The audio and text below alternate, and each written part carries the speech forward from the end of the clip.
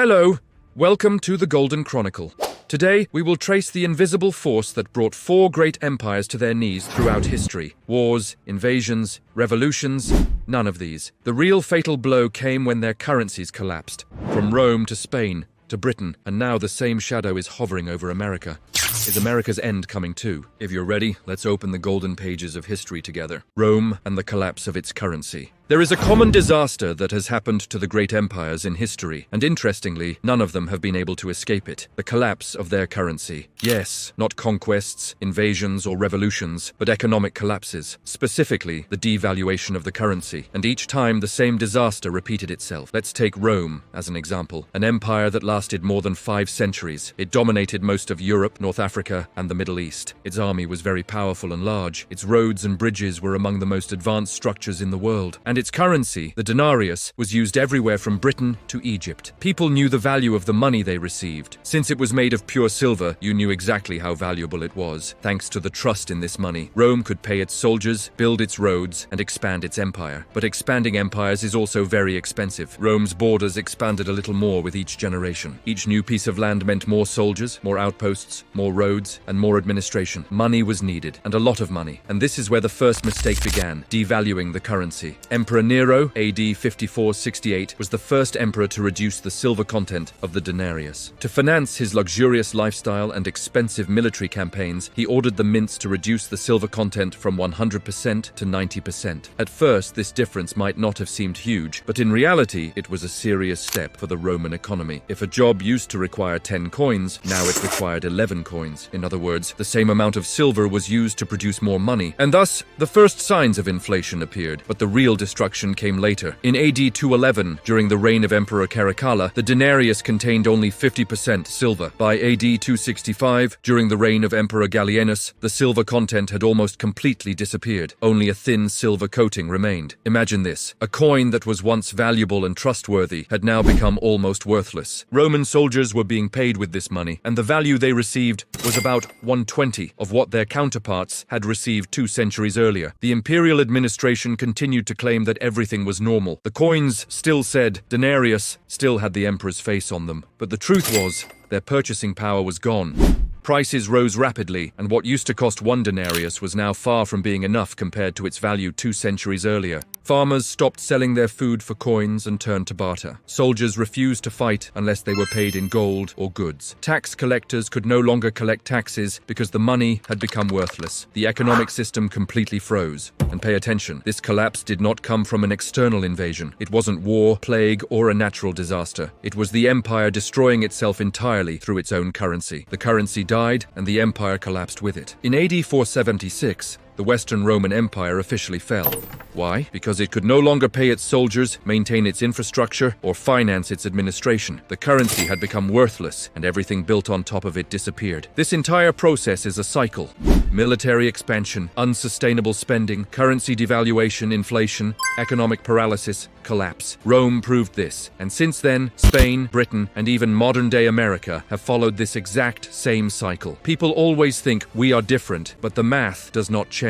As the value of money decreases, as its purchasing power falls, you cannot grow forever with debt, and you cannot run an empire without eventually destroying it financially. From Spain to Britain to America. Sometimes history paints such a picture that it leaves a person speechless. Once the most powerful countries in the world, the greatest empires, despite all the wealth and power they possessed, slowly drifted toward collapse. And the reason is usually not surprising at all. The devaluation of the currency and overwhelming debt. Let's go back to the 1600s. Spain, once the owner of a global treasure chest filled with gold and silver. But by the 1600s, things had spiraled out of control. Its army could no longer be financed. Its colonies were slowly drifting away. In 1648, the 30 Years' War ended, and Spain signed the Peace of Westphalia. It appears this was actually the beginning of Spain's downfall. By the 1700s, a country that once controlled the wealth of the world had become ineffective due to debt and uncontrolled spending. The cycle is always the same. Massive inflow of wealth, excessive government spending, excessive borrowing, currency inflation, repeated bankruptcies, loss of confidence, collapse. Spain clearly showed us that even infinite resources cannot compensate for poor financial management. Now let's look at Britain. This empire lasted longer than Rome and Spain Spain, spread over wider territories, and ruled over more wealth. At its peak in 1922, the British Empire governed 458 million people.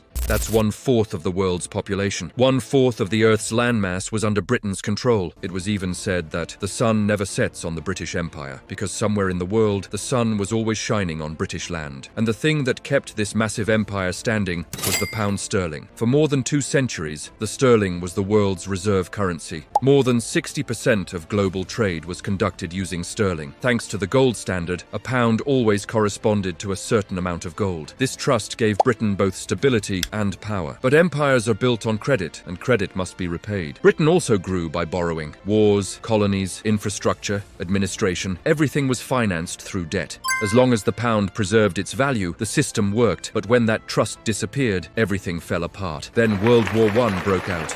In 1914, Britain's national debt was $650 million. By 1919, after 4 years of war, this debt had risen to $7 billion. It increased tenfold in just a few years. To finance this massive war, they borrowed from citizens, from the United States, and from anyone willing to lend. The war also forced Britain off the gold standard. In 1914, gold convertibility was suspended, and the government had no choice but to print money. Thus, the pound became a fiat currency supported only by the government's claims. The attempt to return to gold after the war ended in disaster. In 1925, Winston Churchill reinstated the pound to gold at the pre-war rate, but the pound was extremely overvalued. Exports were uncompetitive, unemployment rose, high interest rates were implemented to protect the currency. This shrank the economy. In 1931, the pound was permanently removed from gold and devalued. Confidence was severely shaken. But the real collapse came after World War II. They were already drowning in debt. In 1945, national debt reached 270% of GDP. Cities were destroyed, the economy collapsed, and Britain owed massive sums to the United States. While the war was still ongoing, in 1944, the Bretton Woods Conference redesigned the global financial system. The pound was no longer the world's primary reserve currency. It was replaced by the US dollar. This was a major loss for Britain. The 1947 attempt to make the pound convertible again lasted only 6 weeks. In 1949, it was devalued by 30%, and once again in 1967. Each time, savings evaporated and trust eroded.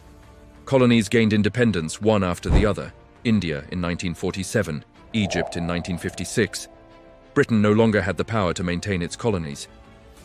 By the 1970s, the situation had worsened. Inflation hit 25%. They had to seek help from the IMF. The pound, once the world's reserve currency, had become a symbol of decline. And all of this happened not because of war itself, but because of currency collapse and debt. The disaster repeated itself. War debt, currency devaluation, loss of reserve status, devaluation, inflation, imperial collapse. And here we are today, the United States of America. The US dollar has been the world's reserve currency since 1944. With the Bretton Woods system, the dollar was tied to gold, $35 per ounce. But just like Rome's denarius or Britain's sterling, the US also began to spend more than it had. The Vietnam War, the Great Society programs, military bases established around the world. By the 1960s, other countries realized the US didn't have enough gold to back its dollars. France demanded the conversion of dollars into gold. Other countries followed. Gold reserves decreased, and the bluff was exposed. In 1971, President Nixon closed the gold window. The dollar became a fiat currency, supported only by the government's promise. At first, everything seemed fine. The petrodollar system supported the dollar, but the debt couldn't be stopped. In 1980, U.S. national debt was $900 billion. In 2000, it was $5.6 trillion. In 2020, it reached $27 trillion. By 2025, it has surpassed $36 trillion. In 45 years, the debt has increased 40 times, and it's rising rapidly. But debt is only one side. Money is being printed. Just like Rome's denarius or Spain's silver, since 2008, the Federal Reserve has created trillions of dollars. They call this quantitative easing, presenting it as a way to save the economy.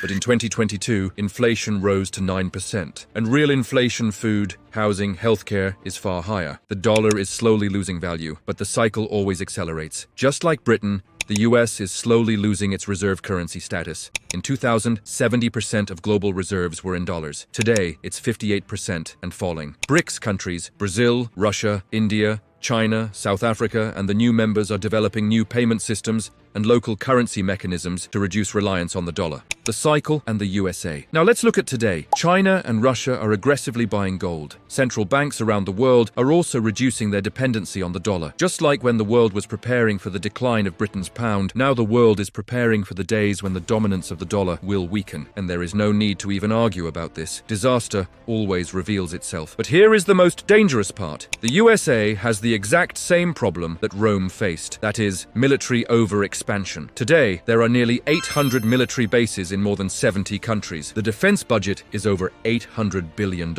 annually. And the cost of the Iraq and Afghanistan wars has exceeded $8 trillion.